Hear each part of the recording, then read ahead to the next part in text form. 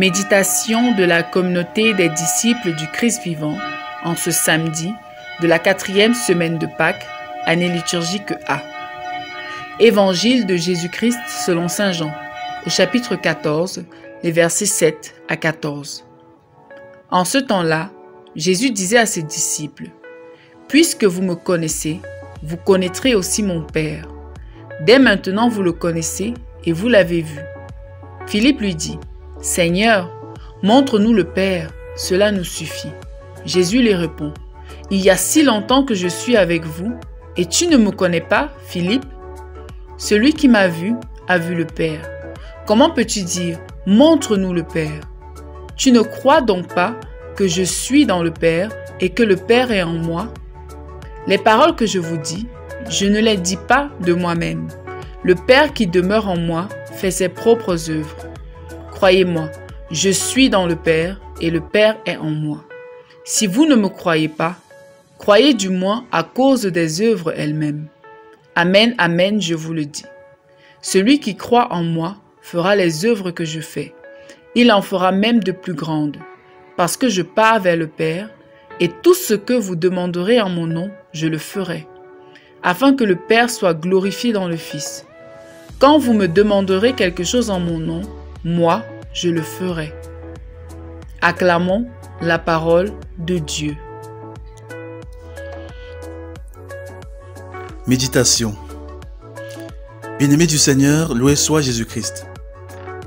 En cette fin de la 4e semaine de Pâques, l'Église, comme depuis quelques jours, nous permet de ruminer les dernières conversations entre le Christ et ses disciples avant son entrée dans sa passion et sa mort.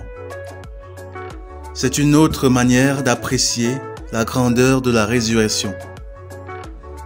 Jésus est à table avec ses disciples. Après leur avoir lavé les pieds et les avoir invités à le faire les uns aux autres pour marquer leur humilité et leur disponibilité à aimer et à servir, Jésus, dans l'évangile de ce jour, dit qu'il est l'image du Père, l'image du Dieu invisible. Qui l'a vu a vu le Père. Jésus ressemble au Père non seulement parce qu'il dit les paroles du Père, mais aussi parce qu'il accomplit les œuvres du Père. Comme le Christ est configuré au Père, nous, chrétiens, disciples du Christ, nous devons être configurés au Christ. Et comment devenir l'image du Christ?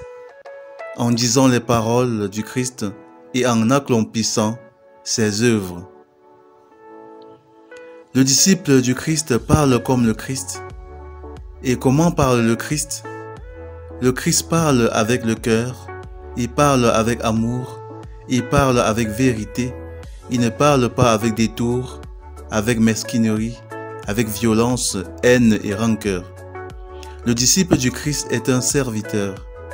Il accomplit les œuvres du Christ comme le Christ accomplit les œuvres du Père. En vérité, je vous le dis, celui qui croit en moi fera les mêmes œuvres que moi, et il en fera même de plus grandes, parce que je vais vers le Père. Moi, chrétien, quels sont en moi les traits de ressemblance du Christ, mon Maître? Est-ce que je parle comme le Christ parle? Est-ce que mes actes sont semblables aux actes du Christ? Puis-je moi aussi dire, qui m'a vu a vu le Christ? Sinon, qu'est-ce qui reste à parfaire de l'image du Christ que j'ai accepté par mon baptême et ma confirmation de construire en moi? En ce samedi et en ce mois de mai, moi Marial, puissions-nous trouver en la Vierge Marie un modèle d'image du Christ. Elle est servante du Seigneur, c'est-à-dire qu'elle a toujours su être attentive aux besoins des autres, comme aux noces de Cana. Elle a toujours su sortir d'elle-même et laisser l'amour de Dieu la mouvoir vers les autres pour les aimer et les servir, comme elle l'a fait en visitant sa cousine Élisabeth. Prions. Dieu éternel et tout-puissant, donne-nous la grâce d'imiter en toutes choses ton Fils Jésus-Christ, notre Seigneur et notre Dieu, qui vit et règne avec toi dans l'unité du Saint-Esprit, maintenant et pour les siècles des siècles. Amen. Intercession.